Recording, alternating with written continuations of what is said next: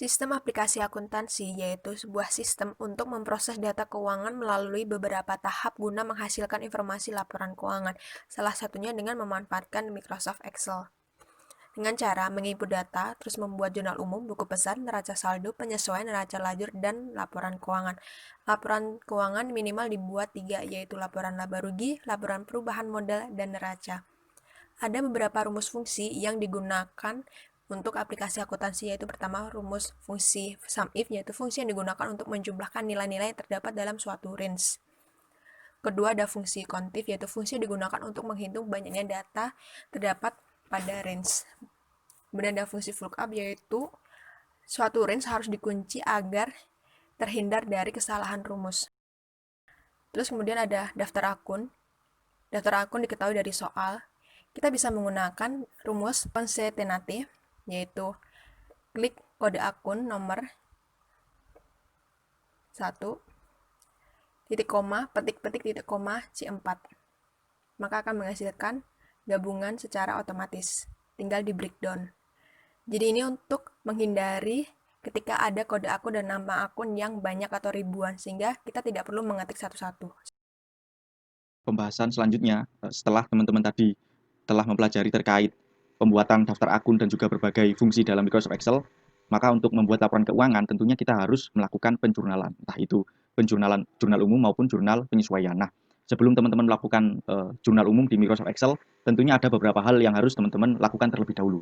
Yang pertama, tentunya teman-teman harus mempersiapkan tabel untuk penjurnalan. Di sini kurang lebih sama seperti tabel pada saat teman-teman membuat jurnal secara manual, ada tanggal, nomor bukti, kode dan nama akun, debit, kredit, keterangan transaksi, ada nama customer, nama persediaan, dan lain sebagainya. Nah, langkah selanjutnya adalah di Microsoft Excel ini agar data nanti bisa terbaca dan akun yang teman-teman input pada jurnal nanti konsisten, maka teman-teman harus melakukan yang namanya data validation.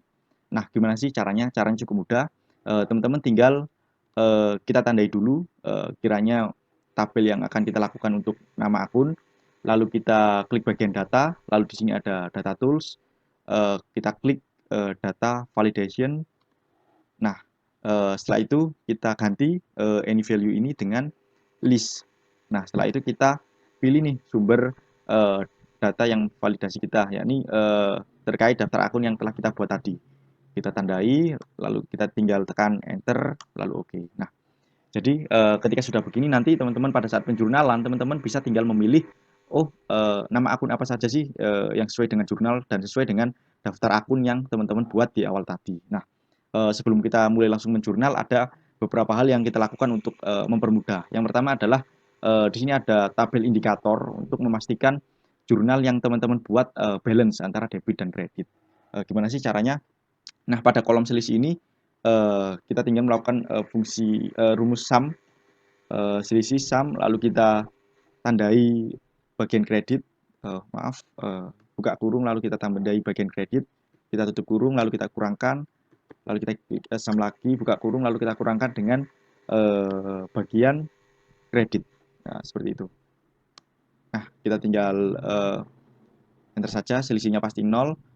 Lalu di indikator kita menggunakan rumus if. Kita klik sama dengan, lalu if kita buka kurung, lalu di sini ada logical testnya adalah apabila C2 yakni kolom selisih sama dengan 0, maka keterangannya adalah balance. Sedangkan jika C2 tidak sama dengan 0, maka keterangannya adalah tidak balance. Nah, seperti itu. Nah, agar lebih enak kita ganti dulu. Kita custom, kita ganti dengan accounting. Nah, seperti itu. Lalu kita bisa langsung melakukan penjurnalan. Seperti ada contoh kasus di bawah ini. Jurnal yang pertama di sini ada bukti kas masuk dari Nona Eliza sebesar 150 juta. Teman-teman bisa langsung klik mengisi tanggal. Tanggalnya adalah 1 Desember 2009. Lalu nomor buktinya adalah 001 strip E 12 2009. Karena ini adalah setoran modal dari Nona Elisa, maka jurnalnya adalah kas di debit dan juga modal Nona Elisa di kredit. Nah, sebesar 150 juta.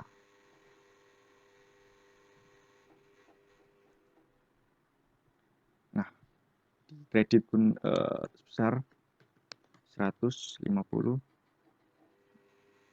juta. Nah, untuk keterangan transaksi kita bisa isi dengan setoran modal Nona Eliza.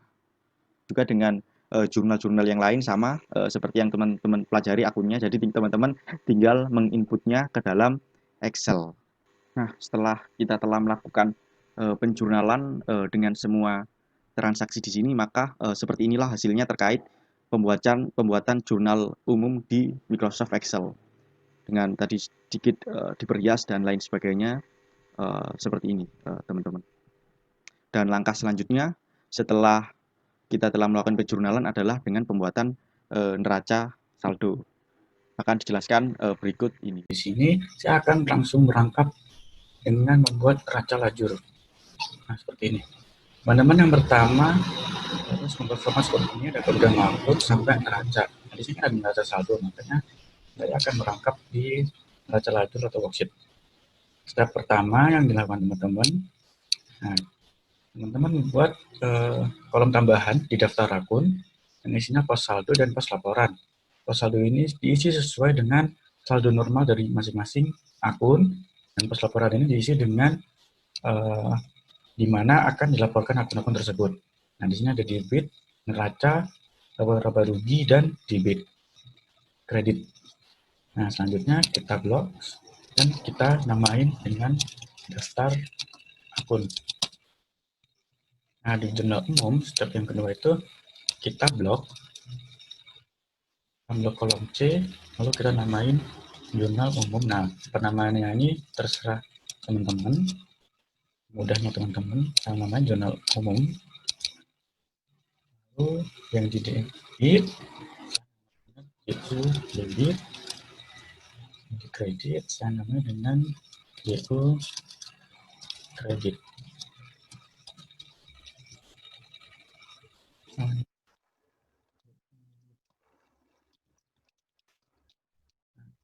Jurnal umum, GO debit sama GO kredit. Nah, selanjutnya kode dalam akun kita copy saja dengan cara dengan klik enter. Lebih cepat kita drag ke bawah. Nah, kalau saldo ini kita menggunakan rumus VLOOKUP. Lookup value-nya yang kita cari adalah kas. Tabel array-nya tadi yang kita udah blok yaitu daftar akun. Nah, kolom indeknya kita lihat. Nah, kolom indeknya ada kan kolomnya ini ada 1, 2, 3 yang kita cari kan. Nah, kita cari pos saldo. Pos saldo itu ada di kolom 1, 2. Nah, ada di kolom 2. Maka kolom indeknya itu adalah 2. Nah, range-nya adalah false karena kita mencari hasil yang udah pasti. Nah, muncul debit. Kemudian kita klik 2 kali akan langsung terisi sesuai dengan kode nama akun. Nah, untuk mencari hasil dari neraca saldo, kita menggunakan rumus if. If dari topesnya adalah if C6. Jadi kalau ia itu debit, C6 sama dengan debit. Nah, jangan lupa kita harus menambahkan tanda petik 2 kali di awal dan tanda petik 2 kali di akhir. Ini sebuah kata. Nah, jika benar kita menggunakan rumus sum if. Jadi kita menjumlahkan semua debit dari jurnal kas. Range-nya adalah jurnal umum. Kita cari dulu jurnal umum. Kriterianya adalah kas. Sum range-nya adalah yang kita cari yaitu jurnal debitnya. Tutup kurung. Kita kurangin dengan sum if sama JU umum. Kriterianya kas. Kriterianya kas. Sum range-nya kredit. Jadi kita kurangkan debit dengan kreditnya. Tutup kurung. Jika salah nilainya adalah kosong. Kalau kosong kita tinggal isi tanda petik atas 2 kali sebanyak 2 kali. Tutup kurung. Kita langsung berisi jumlah netsnya dari debit dan kredit jurnal dari kas. Nah, di kreditnya masih sama rumusnya, kita menggunakan if. Nah, kalau tadi debit, kita sekarang ganti yang kredit. C6 sama dengan tanda petik 2-nya KL, maka nilai yang benar adalah sum if price-nya J umum, kriterianya kas, seharusnya itu ada kredit, kita kurangi dengan, kalau tadi debit kurangi kredit, kalau kita mencari kredit, yaitu kredit kurangi debit. Sum if kriterianya kas, maksud saya B6, summersnya adalah JU debit, kurung kali jika salah adalah kosong, tinggal kita ketik 2 kali enter, ada banyak kosong karena saldo normalnya dari kas adalah di debit. Nah, untuk lebih mudah kita blok, lalu kita klik 2 kali, maka akan masuk terisi otomatis. Nah, untuk penyesuaiannya, karena kasusnya ini karena tidak ada penyesuaian akan hasilnya 0. Nah, tapi kalian bikin sheet jurnal penyesuaian masih sama dengan sheet jurnal umum, tinggal kita isi sesuai dengan nama akunnya, lalu jumlahnya. Nah, untuk mengisikan di neraca lajur, kita menggunakan rumus sum if. Sum if range-nya adalah kita pilih jurnal penyesuaian T, lalu kriterianya adalah kas, range-nya adalah di jurnal penyesuaian debit. Kita enter. Nah, hasilnya 0 karena tidak ada jurnal penyesuaiannya. Kreditnya masih sama, sum if range-nya debit C, kriterianya kas, sum range-nya di kredit. Enggak. Biasa kita klik 2 kali supaya lebih cepat. Nah, maka isinya akan 0 semua. Kalau kita isi di sini, misalkan ini ada 12 nih, 12.000.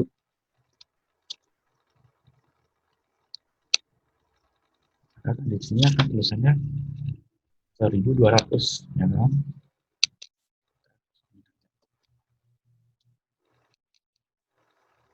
Nah, selanjutnya untuk mengisi neraca saldo disesuaikan, kita tinggal isi neraca saldo ditambah dan dikurangi penyesuaian. Caranya adalah kita tetap menggunakan if. Jadi kita tetap harus menaruh angka sesuai dengan saldo normalnya dari masing-masing. Nah, dengan menggunakan if ini kita akan taruh angka sesuai dengan saldo normalnya masing-masing.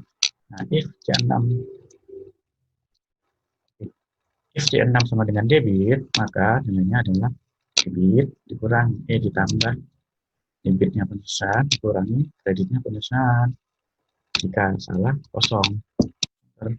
Nah, kreditnya juga sama. If C6 sama dengan KL, maka kredit kurangi debitnya penyesuaian, kita tambah dengan kreditnya penyesuaian. Jika salah, nilainya kosong. Klik 2 kali, nah maka akan langsung muncul hasilnya seperti ini. Nah, untuk pos laporan masih sama, kita menggunakan fungsi VLOOKUP. Lookup value-nya adalah CEB6, tabel array-nya daftar akun, kolom indeksnya kalau tadi kan pos saldo itu ada di kolom 2, pos laporan itu ada di kolom 3. Dan false. Enter. Nah, kan ini klik 2 kali, hasilnya udah sesuai dengan kode dan nama akunnya. Nah, untuk mengisi ke laba rugi dan neraca, caranya juga sangat mudah. Kita menggunakan rumus if. If J6, jadi kalau J6 itu karena kita sedang mencari laba rugi, di laporan laba rugi, jadi jika J6 sama dengan LR, maka value if-nya adalah kita ambil yang dari neraca saldo yang telah disesuaikan.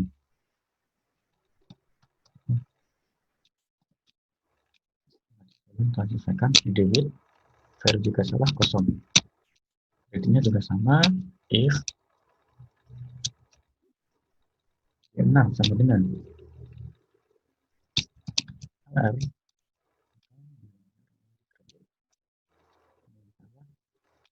kosong. Nah, akan sesuai dengan pos laporannya ya kan, penjualan akan dilaporkan di laba rugi ini. Nah, untuk neracanya masih sama, if J6 if J6 sama dengan energi, nilai yang benar adalah nilai yang salah kosong. If Y6 sama dengan energi,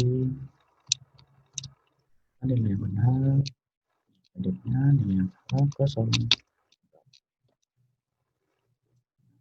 Dua kali, nah maka kan sesuai dengan pos dari laporan masing-masing.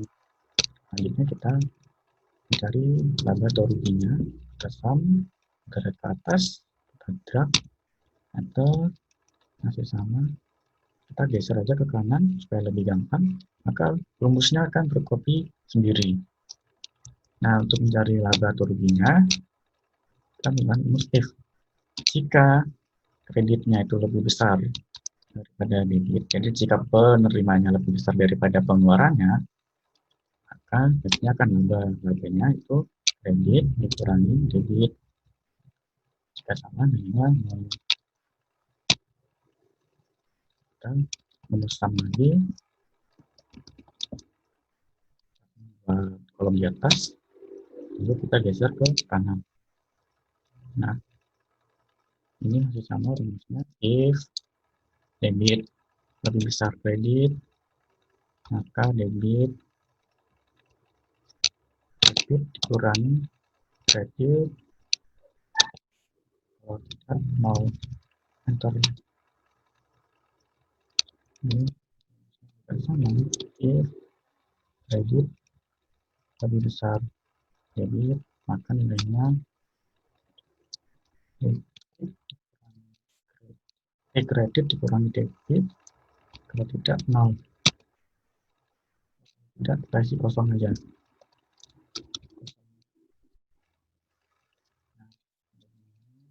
If debit besar kredit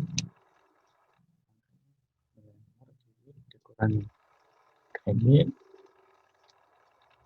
jika tidak kosong.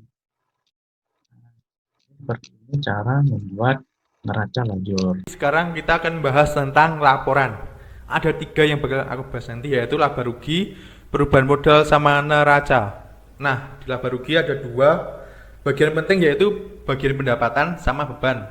Kalau pendapatan biasanya diawali dengan angka 4 sama 5. Kalau beban angka 6. Caranya simpel aja, sama dengan kita cari asalnya dari mana. Dari sini neraca lajur nomor 4 mana ini, enter. Oke, ketemu. Langsung kita lanjut ke angkanya, sama juga, sama dengan dari mana angkanya tadi, neraca lajur kita masukkan sini, enter. Nah, dan seterusnya kayak gitu ya, Dek. Terus kita operasikan angka-angkanya kayak biasa, kita salin gitu, sama dengan kita cari dari mana asalnya. Dan terakhir kita jumlahkan antara pendapatan dan beban sama beban. Terus kita kurangkan antara pendapatan sama beban tersebut. Jadi nanti akan ketemu antara laba atau rugi. Kalau di sini angkanya lebih besar, pasti laba. Kalau di sini angkanya lebih kecil, nanti munculnya rugi. Nah, kita praktekkan aja, Dik. Kita pakai angka 1000 gitu ya. Nah, 1000, nah munculnya rugi kan? Nah, kayak gitu. Itu tuh saya pakai rumusnya, rumus if kayak gini. If jika ini lebih besar dari ini, munculnya laba, kalau enggak rugi. Nah, gitu. Sekarang kita masuk bagian laporan perubahan modal. Laporan yang paling simpel, paling enggak pakai ribet. Pertama kita masukkan nomor 3 biasanya. Nah, kode yang nomor 3 tentang modal nonaliza, kita masukkan sini sebesar 150.000. Terus kita tambahkan atau kita kurangkan dari laporan laba rugi yang kita buat sebelumnya. Kalau laba kita tambah, kalau rugi kita kurang. Nah, habis itu kita operasikan, bakal muncul penambahan modal kalau angkanya ini lebih kecil dari yang ini. Nah, ini kan terjadi penambahan.